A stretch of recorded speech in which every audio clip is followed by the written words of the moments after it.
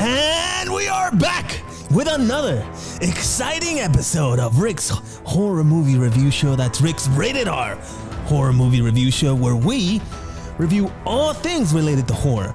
Horror movies, horror TV shows, horror documentaries, horror primetime specials from the 1990s, featuring Barbara Walters and Hugh Downs. We also want to review horror video games because we actually love playing those. Horror video games like Left 4 Dead, its sequel, and its spiritual successor, Back 4 Blood. We'll get to those too. But if I'm very honest with you, there's a very special type of horror that I enjoy more and significantly more than other horror. And that's horror that has to deal with the Catholic Church. And of course, goes hand in hand with demonic possession. But that doesn't mean I don't enjoy horror movies that have zombies. As I recently found out, one of my favorite films of all time has zombies. If you have not heard my review on What We Do in the Shadows, go check that one out. I also love horror stories that deal with witches or witches' covens. And of course, I love just a plain old haunted house or a ghost that lives in your attic and haunts you. Because you know why? Fuck it. It's got nothing better to do. It doesn't want to cross over. It can't cross over. Then you're just there for the taking. If you are a new listener to our show, welcome. We appreciate you being here. If you're a returning listener, welcome back. And you might be wondering, wow, Rick, what's with the NPR? You sound like NPR. You don't know what NPR is? That's National Public Radio. The reason for that is because tonight we're reviewing a different kind of horror film. A horror film that is really just real life horror more than made up kind of horror like that shit that you see in slashers. I'm talking about Society of the Snow. And I can't not talk about this film because it's based on a true story. And it is such a great film and a great story. It's incredible. And when I saw it this weekend, I just felt like I needed to talk about this. So we won't necessarily be doing a review. And there are other films, by the way. Let me jump into similar territory. There are other similar horror films that strike more of a somber note when you watch them because of the circumstances of the story, or the actual events that take place that led to the story that they're telling. And I've refrained from talking about those seriously recently because we, the different kind of horror show around here. We like to have fun, but there are also movies that I don't want to miss out on talking about because they are of a more serious nature. So tonight's episode, without continuing to ramble on, we're gonna do our best at talking about Society of the Snow. And if you're familiar with the show, we have a format. We're gonna modify the format a little bit for this show and for this episode and for other similar episodes. Oh, now Bronco, I gave Billy the night off as well, so it's just gonna be me tonight. Congratulations, you picked a good one. Billy doesn't like doing scary stories, and he had a little message for everybody, and he just wanted to tell everybody. Here, let me play this. I'm not a big fan of, you're gonna talk about like real serious stuff, and I don't know that I'm ready to be part of a show that discusses serious material like that, but I really want you to do it, and I want you to do a good job, and I'm gonna give you a round of applause here, and and get it done, and I'll see you on the next episode. And for the audience, I'll be back. Oh, Billy, here. Thank you, Billy, for the special message for us tonight. Yeah, we'll be talking about Society of the Snow, and we won't follow our usual format. We'll have a slightly modified format. I am going to talk about why I chose to review this movie. Then I'll talk about what horror film this is, what kind of horror film this is. I'll tell you whether I endorse this film or not. Of course, I endorsed this before. Let me jump ahead. And I'll give you a lot of context. A lot of context because there's a lot of stuff in this movie. This is a 2 hour and 25 minute movie. They packed in as much as they possibly could. But I was left with some unanswered some unanswered questions. And, I went in there and I researched some of the stuff that I wanted to know, and I thought I'd share it with all of you. So without further ado, let's jump right into this one. So why this movie? So the Society of the Snow is based on a book, and it's a story of a crash that occurred over the Andes, near Chile, Argentina, and Chile and Argentina mostly. But the flight was coming from Uruguay, and it's a harrowing tale of my goodness, survival and the lengths which humans must go to survive such difficult situations. And I felt like this was worthy of talking about.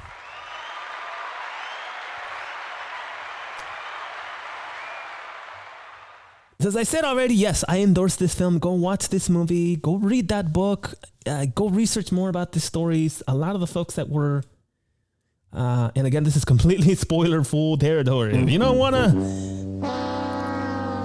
If you have not seen the movie, this movie is a 10 out of 10. Let me skip right to a rating.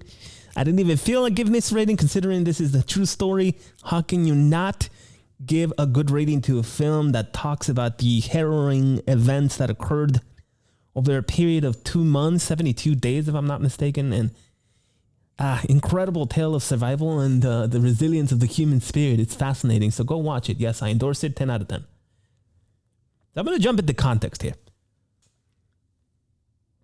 The aircraft that unfortunately crashed or suffered the crash, I really wanted to know more about it. I kept wondering, was this aircraft typical for flights over the Andes under these circumstances? Was this an aircraft that was known for having mechanical or electrical failures? Just a whole host of stuff that went into my head when I was watching this film, because my brain just works that way. I needed to know more, as is always the case with the horror movies, like background and context. So it turns out that this aircraft is first and foremost, it's a Fairchild FH227D that was powered by 2 turboprop engines. Not familiar with turboprops? Those are actually the ones that have the propellers on the outside, not like a modern jet airliner that has, you guessed it, jet engines. And these turboprop engines, specifically this Fairchild aircraft, is actually very common for medium range flights, and they were known. This is good to know. When I found this out, I felt really good about this. But they're known for their reliability and their efficiency in terms of propeller-driven aircraft. Now, as far as the avionics and navigation, if you don't know what avionics are the electrical systems used on an aircraft, right? And of course, you can imagine an aircraft from the 70s, or even it wasn't built in the 70s, but an aircraft that was flown in the 70s did not have the advantages of modern aircraft in terms of avionics. So the Fairchild, and we hear an aircraft flying right over us. Look at that. Now, that's a big old jet airliner. Big old jet airliner. Don't get me too far away. Anyway, the avionics in this aircraft, the FH227D by Fairchild, they would have had basic navigational aids, but they lacked obviously the advanced GPS system and technology that modern flight management systems have. Used in all contemporary aircraft, I'm certain. Navigation largely depended on VOR or VHF omnidirectional range and NDB non-directional beacon systems. Now, if you had no idea what any of that is, just imagine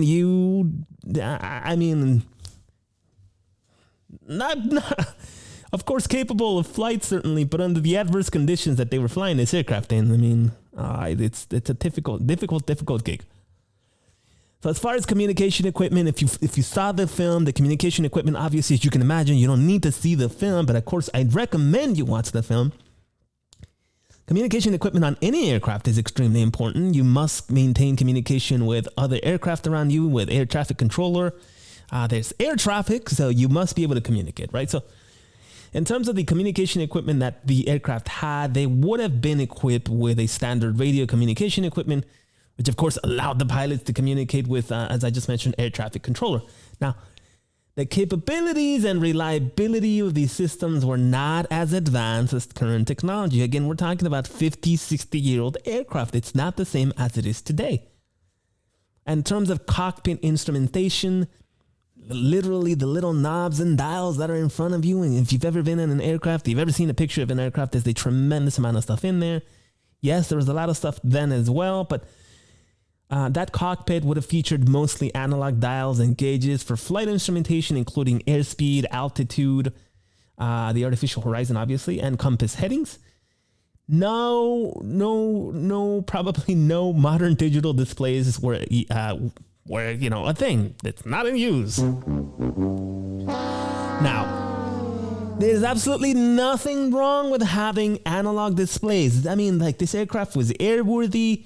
We human beings have been flying for over 100 years, and for the vast majority of those, we did not have advanced flight systems. Now, it's not that they were incapable of flying over the Andes. It's just that, they put it this way, it's always more challenging to fly, obviously, an older aircraft with older systems compared now to if you've ever driven a car that does not have a power steering versus power steering is the best example I can give you. You can still drive that car. It's just not as easy. Okay, so you can still fly these aircrafts. It's just not as easy, especially under the adverse conditions that they were flying under that night or that day. Okay, in terms of weather is better. In terms of weather radar, it's unclear if the particular aircraft, the Fairchild, was equipped with a weather radar. You know, this is the kind of technology that became more and more common over time, but, you know, we don't really know if this aircraft had one. Now, what does the weather radar do? Geez, I'm really having a hard time with that weather radar word. Weather radar word. Weather radar word. Now, weather radar is a technology that became more and more common, as I just mentioned, over time. And this helps pilots detect and avoid severe weather. If you've never seen a YouTube channel called Just Planes, I should link this in the description somewhere, you'll see the pilots, or watch any video where pilots are explaining to you how they avoid adverse weather conditions and how they, they'll talk to control tower, ATC, air traffic control, and they'll ask to deviate from their particular pattern and all in order to avoid adverse weather conditions. And this is a very common practice. Now, imagine not having that kind of technology then. They had weather predictions, I'm certain, but they really needed to base their flight path on visuals, which is obviously something that's still done, but again, far more challenging of a flight, far more reliant on the pilots. And as we'll get to, these two pilots were rather capable pilots, both the pilot and the co-pilot. So it's not that necessarily. So anyway, the weather radar obviously helps pilots and co-pilots detect and avoid severe weather systems, but it just wasn't as advanced what it is. And, considering the poor weather conditions that they were flying under, who knows if it was helpful at all. As far as safety features in this aircraft, the safety features of the 1970s were far less advanced today, right? I mean, it's not that we're mocking things, but we don't know those things. And you imagine in another 50 years, the kind of safety features that an aircraft, a modern jetliner that carries passengers over, vast distances, or even short distances will have. They're just things that were not available. And that's just the way technology works. But anyway, the aircraft would have had basic safety equipment like seat belts, which you can see in the film, obviously, and possibly emergency exit rows. But no modern safety technologies like enhanced ground proximity warning systems or advanced emergency communication devices. None of that stuff didn't exist. Or maybe existed, but it certainly wasn't standard equipment for an aircraft of the time. Okay, so that's just, I think that really paints the picture as far as like what they were working with in terms of an aircraft. An airworthy machine, certainly. Again, we've been flying for over 100 years with most of this stuff wasn't available then either. So, limitations and challenges. Okay, so given the fact that they had limited navigational technology, and the navigational technology at the time wasn't what it is today, pilots, as I just mentioned, had to rely heavily heavily on visual clues and less precise instruments. Now, again, those analog instruments, they worked great, but just not as precise, right? So making flights over featureless terrain like the Andes was particularly challenging. And you can imagine, looking at white snow or peaks, Okay, weather and terrain. Operating in the Andes required careful navigation. We must stress this enough, right? I mean, it just has to be. Careful navigation due to, obviously, the mountainous terrain, rapidly changing weather conditions, and the technology on the aircraft just was not sufficient or adequate to warn the pilots of the impending collision with the terrain. Again, if you've ever seen or have ever heard when an airplane is about to land, and again, go watch that Just Planes channel. You hear an alarm like 500, 1,000, 500. And these are warning systems of the sensors that are telling the aircraft that it is getting closer and closer to the ground on a descent. And I don't think it does it on the climb, but these are warning systems that modern aircrafts have. Not anything. This just wasn't available then, unfortunately. Okay, so as far as survival equipment, this aircraft was not equipped with modern survival equipment. We can't stress this enough. This is something that happened 50 years ago, and I'm just impressed. I continue to be impressed at how many people and this journey in general and how many people survived. But anyway, no modern survival equipment or technology that could have aided the passengers or the crew in the event of a crash at all. Nothing in such a remote and harsh environment. No one had ever seen anything like this. No one was prepared for anything like this. Now, as far as the technology on the Fairchild FH227D, standard for the time, but it had its limitations, and combined with human error and, again, the adverse weather conditions, this is really what contributed to the tragic outcome of Flight 571, right? The story of the Society of the Snow. It wasn't one thing. Adverse weather conditions, humans relying on things that they weren't too certain of, and just limitations in terms of technology. That's really, unfortunately, the case. Okay.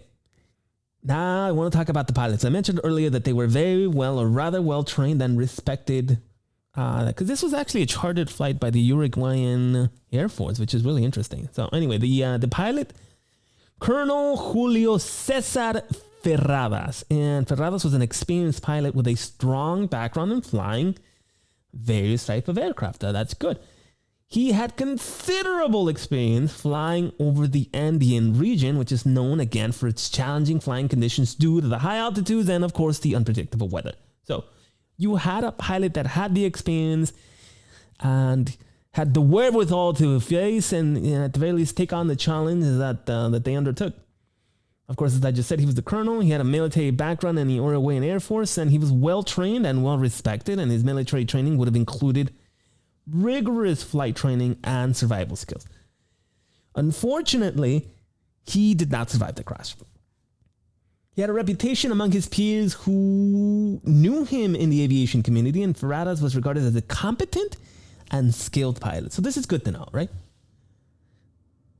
Oftentimes, I was thinking about I kept thinking about, was this pilot known for risky maneuvers, and why was he continued to hold a pilot's license? But I was, not that it made any difference, but I was happy to know that the Uruguayan Air Force was not allowing just any idiot to fly an aircraft, especially full of a bunch of civilians over such a treacherous terrain.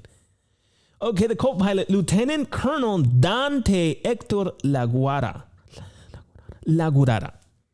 And he was a co-pilot that I just mentioned, and he was also an experienced aviator with a solid background in military aviation, and his role as co-pilot was to assist Ferradas in the operation of the aircraft, of course, including the navigation and the communication.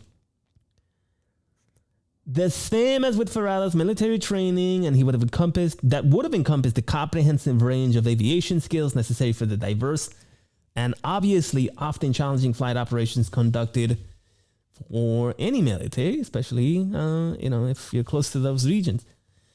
Okay, so as far as the flight and the challenge that they needed to face, right? So navigation and decision-making. On the day of the crash, the flight crew knew that they were facing difficult navigation conditions. You can actually see there's the scene in the movie where the co-pilot is showing one of the passengers, I forgot who the passenger was, the flight plan. They were aware of the adverse conditions, but they had a plan that they, most likely tried to stick to as closely as they possibly could. But again, the Andes, notorious for creating challenging weather patterns and visual illusions that can confuse even the most seasoned and experienced pilots. And as you can imagine, that was the case here. Okay, so as far as the critical moments in before the crash. Excuse me. It's harder when Billy's not around. So usually he takes a break. I take a little breather when he's around and get up and use the restroom. Miss Billy. Anyway, in the critical moments, a key factor of the crash was they made judgment or navigational error concerning the plane's position relative to the maps. If we had better technology, we wouldn't have relied on human error. And unfortunately, that is always the case with absolutely mostly anything. Technology rarely fails. It's always, I shouldn't say always, nothing is 100% certain, but it's most likely when something goes wrong, it's because of human error. That's the reality of it. The crew believed that they had already crossed a mountain range and began their descent too soon. Unfortunately, of course, that is what led to the crash. They had not crossed the mountain range, but they had no visual aids to tell them that. Okay, so as far as the impact goes, let's go into crash dynamics now. This happened, of course, in 1972, October 13th. You can see this in the movie. This is very well documented, very well done, a harrowing scene. Again, go watch that, a 10 out of 10. So the aircraft struck a mountain peak in the Andes, causing the plane to crash in a remote glacier area. The impact was, of course, severe, and unfortunately, it killed several passengers and crew members instantly. Now, as far as the survivors of that harrowing experience, there were a lot of survivors that sound redundant here, but survived the initial crash. But unfortunately, they were left with people who had, severe injuries, and they were under extreme weather conditions. And these injuries ranged from minor cuts and bruises to severe and immediately life-threatening trauma, you can imagine. Okay, so as far as the first moments go, obviously shock and disorientation. The immediate moments, as is also portrayed in the movie very well. This is all now really well portrayed in the film. But I'm only telling it to you this way because, this happened, right? And so I went in there and I read documents that detailed how the crash happened. And the movie did this really well. So I'm reading for those documents. So the immediate moments after the crash were filled with shock. Obviously, can you imagine confusion and disorientation for the survivors? Can you imagine? My goodness. And of course, amidst the wreckage and in a harsh, cold environment, the Andes, they had to quickly come to terms with their situation, right? I mean, you imagine being in a state of shock. You survived, but now you face yourself in, have you ever been to the mountains? Imagine being out there without any proper equipment and oh my goodness, incredible. So they did an assessment of the situation once, I guess, the shock wore off, or some of the shock wore off, and some of these survivors assessed their situation, checking for injuries amongst themselves and obviously salvaging any useful items from the wreckage. Now, this is what when I saw this in the movie, for those people that had the wherewithal and the mental capacity to immediately start assessing their own situation, my goodness, you talk about using your brain under the absolute most challenging of circumstances, and these people immediately start looking to get shit done. And I love that. The will of the human spirit and the will to survive, right? Okay, so they start gathering resources when this happens, and of course, scavenging supplies. They gathered whatever supplies they could get their hands on, and anything that was available from the plane's wreckage, which obviously included food, which was extremely limited. It was not a long flight. They didn't carry a lot of different provisions. Everything about this flight was, Jesus Christ. the circumstances, it makes this, when you read this stuff, it makes the survival of these 16 people already, very well portrayed in that movie. I can't say enough. Very well portrayed already. But you go in there and you read these documents and it's just insane. So anyway, not a lot of food, some blankets, seats for the insulation and other materials that could be used, of course, as shelter and warmth. And they made a makeshift shelter using the remains of the plane's fuselage. They created a shelter to protect, obviously, themselves from the harsh weather conditions. And the wreckage, thankfully, provided some protection from the wind and snow, but offered really nothing else in terms of comfort and warmth. You find yourself in that situation, you take absolutely anything that you can, right?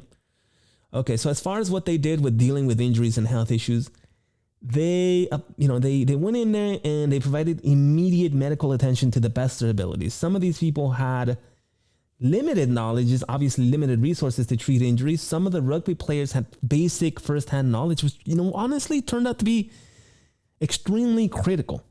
Because under the conditions that they found themselves in, even something as trivial as what we consider trivial here, could have led to somebody's death, So another round of applause, honestly.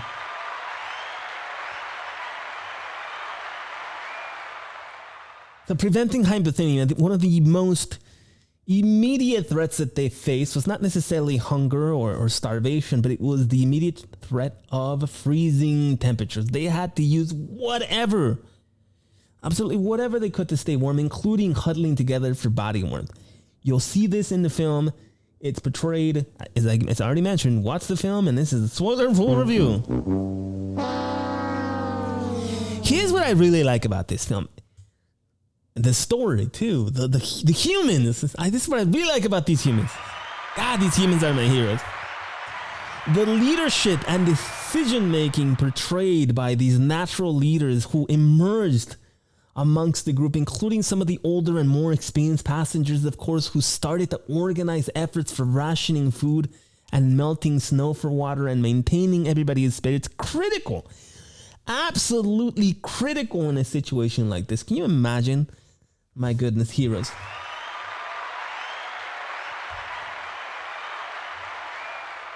The emotional and psychological impact. Can you imagine the circumstances that you already found yourself in? Okay, you crashed. Maybe somebody at least somebody has definitely died. There's only 40 people on this plane. There's mourning, there's despair. They had to cope with the emotional trauma of the crash, the loss of their friends, loved ones, and of course, realizing the dire situation that they found themselves in, where every second, every minute, every hour becomes critical to everybody's survival. Of course, initially they had hope for rescue, as I think anybody would.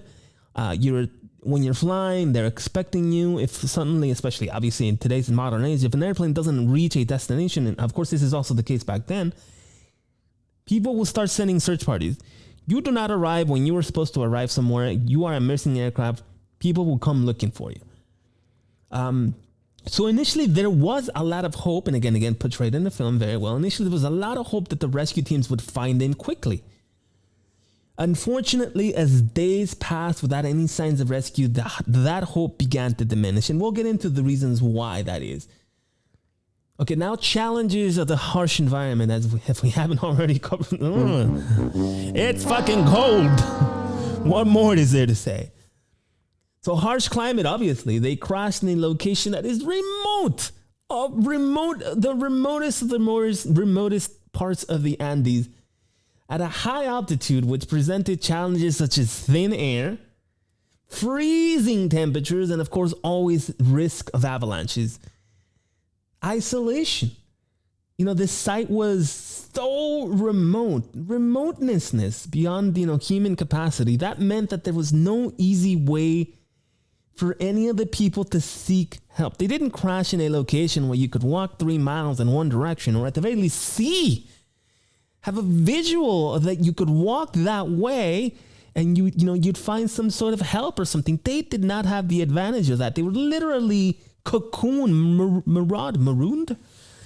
marooned in a location that was almost impossible to survive. In fact, impossible to survive.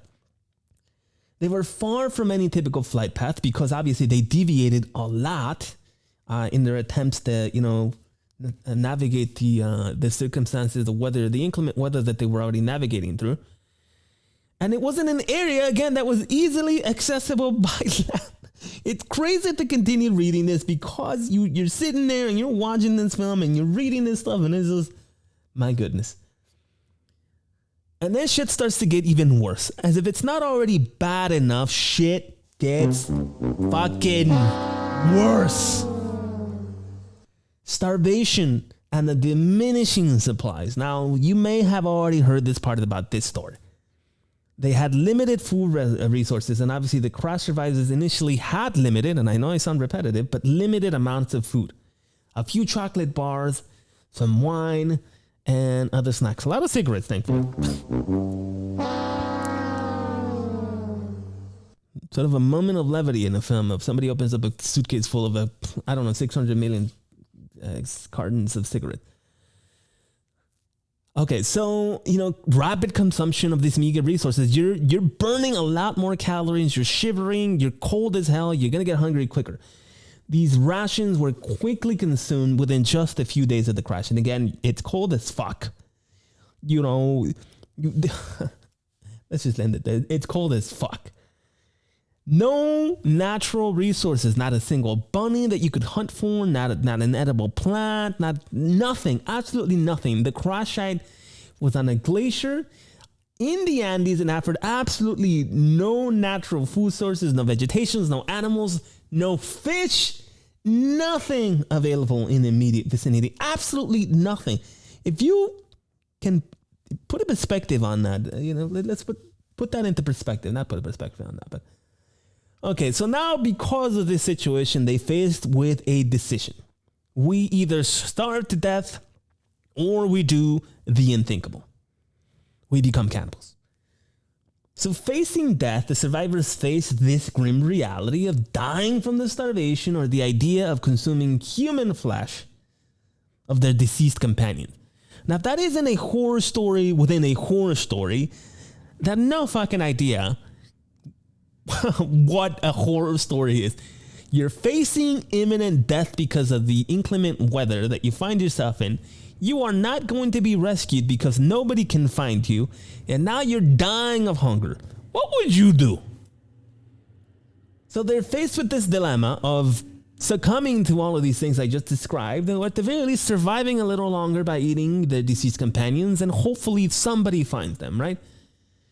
The suggestion, as you can see in the movie, was met with a range of reactions, as is probably very natural. Some from horror and disbelief, and some to pragmatic acceptance, And I know when I don't typically inject my opinion in matters such as this, I'd like to give my opinion on a rating and things like that. But if you ask me,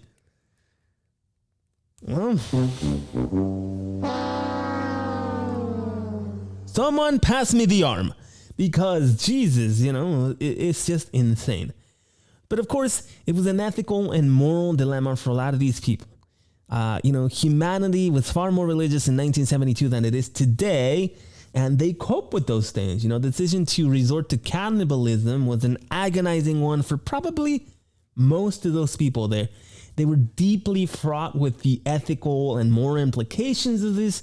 Many of the crash survivors, I'm certain, felt survivor guilt, and they grappled with their religious beliefs and personal convictions about what they needed to do to survive. Imagine, and I know it's difficult to, but for a second, imagine you have to eat your teammate from your football team, or you die. Oh, good Lord. So they came to a collective agreement, and ultimately, as is already well known, the consensus was reached, and the act of cannibalism was performed. And it was agreed upon because it was necessary for survival. There was no other need. You either eat the dead or you become the dead yourself. And when faced with those circumstances, I think most of us would agree that no one could ever judge you for doing as much as you can to stay alive. So the process itself of consuming the dead was obviously initial reluctance, but the first act of cannibalism was deeply traumatic for the survivors, and many Many initially refused to do this or were unable to force themselves to partake in this because, again, such a difficult thing to grapple with. Even me now, just thinking about a situation like that, it's challenging.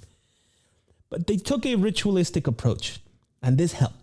So to cope with the act, some survivors treated the process with sort of a ritualistic respect, seeing it as a tragic, of course, but necessary means to an end, and that end being continuing to stay alive. They ate to stay alive. I don't know how often we need to say that, but we overindulge in shit that we shouldn't be eating here, in the comforts of society. But they actually ate to stay alive, and they had to unfortunately eat their friends and family members.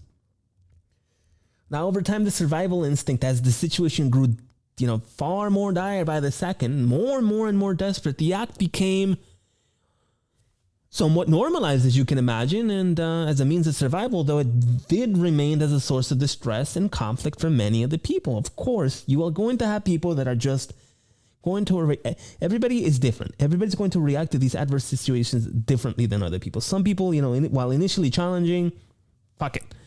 I gotta eat. But some other people continue to grapple with this stuff. And again, the movie does a really good job at portraying this. But of course, once this act of cannibalism is committed for any normal human being, there is always going to be some sort of psychological impact. Trauma. The impact of this decision was profound. It's like, I can't stress this enough. And of course, long-lasting. Survivors dealt with the feelings of guilt, shame, psychological trauma for many, many, many years after their rescue. And of course, completely understandable. But, if any of those listeners are, none of those listeners are listening, we understand. Public reaction and understanding the public in 1972 was far more different than the public today. But when the survivors were finally rescued, yes, if you have not seen this movie, survivors were rescued. Thank the fucking universe. But when they were finally rescued and their story of survival, including the cannibalism, became public, it sparked sort of a widespread media attention and public debate. Many were sympathetic, of course, as you can imagine, and understood the dire circumstances that led to this decision. But of course, there was always group. The people that are always going to be, negative. Well, I would have just died instead of eating my friend. Yeah, fuck you. So in terms of the aftermath and reflection on the events, the openness that they exhibited in later years, many of those survivors spoke openly about the aspects of this ordeal, and they discussed the profound moral and ethical implications they face. And again, something they carried on with the rest of their lives. You can imagine the survival guilt that they felt initially, surviving a crash. Number 2, surviving the cold. Number 3, surviving starvation. Number 4, surviving cannibalism. Not just its physical effects. Like they're eating raw people. I know that's a graphic thing to say, but this is a horror review show. You've been fairly warned. They're eating their dead, deceased friends raw. I mean, I think that probably could have also caused, severe. And there's a scene where somebody does get sick, but that's because I think that the flesh rotted. But anyway, ethical and moral implications they face not just immediately, but certainly after the event. Okay, so the struggle for help, and this is where really the resilience of the human spirit really comes into play. So they initially, as I already mentioned, had hopes for rescue, and the survivors were hoping that somebody would come quickly, and they tried to use the plane's radio. As I mentioned, there was a standard radio in it to send distress signals and waited for search parties.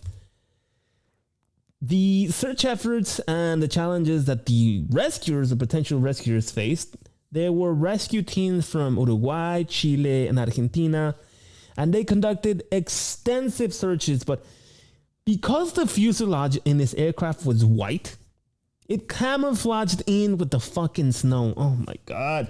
You imagine, you already caught so much shit. But yes, the reason why they couldn't find them is because of this white fuselage camouflaging with the white snow. And it made it impossible. Not nearly impossible, but impossible. This is not why they were rescued. They were not rescued because suddenly somebody spotted a fuselage. A rescue team spotted one out of pure circumstances of chance. They saw, some marking on it, Uruguay Air Force. No, they didn't see it. And they were, obviously, can you imagine after you lose hope, the disappointment and the realization after several days that the search was officially called off. And in the scene, there's a scene in the movie where they hear this in the radio because people just didn't believe that anybody could survive for this long after such a crash. And when they heard the news, the survivors on the plane's radio, they realized that they had to rely on themselves for survival. You know what? Fuck yes. The fucking heroes of the Society of the Snow. Congratulations. Take a goddamn vow.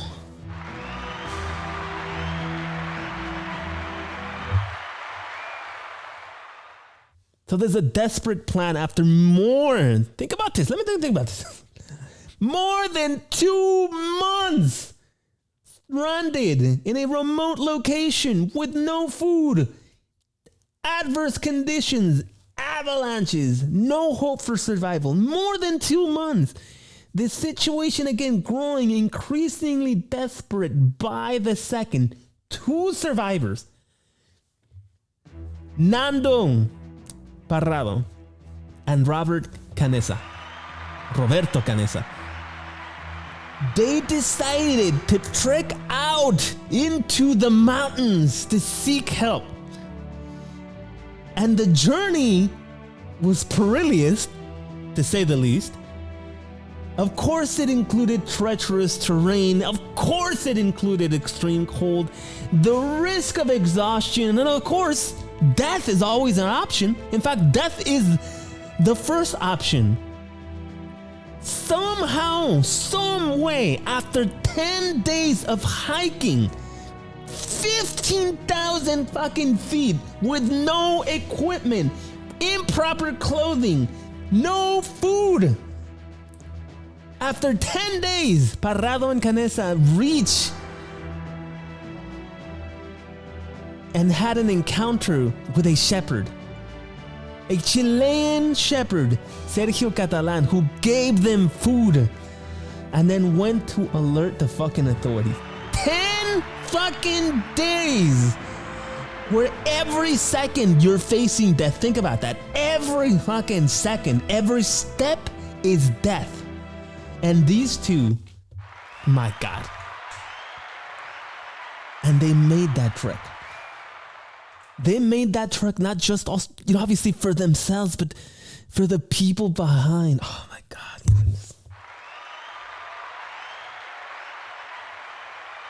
So the rescue operation, thanks to Canessa and Parrado, the rescue operation, the information that they both provided was obviously crucial to the authorities or the search parties.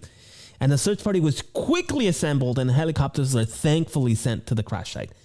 The final rescue occurred on December 22nd, 1972. 72 fucking days after the crash. All 14 of the remaining survivors were finally rescued, and the operation was challenging, of course, as well, due to the high altitude and the difficult terrain. Thankfully, these 14 survivors plus the 2, Canessa and Parrado, in 16 in total, the survivors were taken to hospitals, obviously, for medical care and reunited with their families. And as you can imagine, their return was met with a media frenzy, and their story of survival became a global sensation. And I have no idea why this isn't celebrated as a triumph of the human spirit. Every year we should have a special holiday on December 22nd, 1970, December 22nd for situations like this, for people who just survive harrowing things, and it's just amazing. So we spoke a little bit about the aftermath, a little more, obviously the survivor story, particularly their decision to resort to cannibalism sparked, again, as I mentioned, widespread media attention and public debate. No debate here. I'm not debating that shit. You do what you gotta do. the psychological impact, not just on the survivors, survivors' family as well, because they all had to cope with the psychological trauma of the experience. And many of them, as you can imagine, dealt with guilt and PTSD and other mental health issues. Fortunately, over time, they were able to speak out, and many of the survivors spoke publicly about the ordeal and their experiences, and they gave interviews, they've written books, participated in documentaries, all with the intent of sharing their story and the lessons they learned from their harrowing experience. And obviously, the legacy of the story of the Andes survivors has become a symbol of human endurance. Yes, the will to survive and the resilience of the human spirit. It has been studied in various fields, including psychology, ethics, and leadership. And the story of these men, these humans, is one that should always be saluted and should always consider.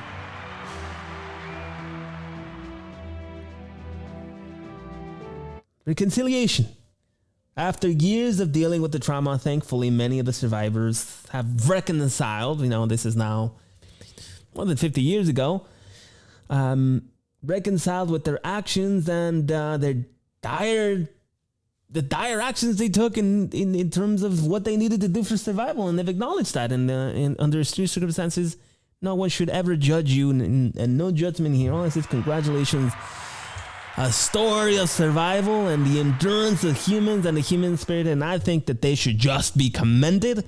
And what a story. And that is all I have to say about this one. And we went a lot longer than I thought we were going to, but there was a lot to say about this story. Thank you. If you are still here listening to me, ramble on. Society of the Snow, a 10 out of 10. Go read about it. Go watch this film. Please, if you are still here, thank you so much for listening to our little show. I appreciate you being here. Before my producers start barking in my ears, let me tell you about my socials. You can find me on the TikToks, the Instagram, like the kids say, the Facebooks, and the YouTubes. We put up a lot of really cool, fun content on there, and we hope that you will follow us and be our friend. Give us a recommendation for a movie. We had a week where we were just picking shit movies. Woo, that was bad. We made up for it last week. I think we had all 10s last week. But again, thank you so much for being here on another exciting and yet a little more somber episode of Rick's Horror Movie Review Show, Rick's Rated R Horror Movie Review Show.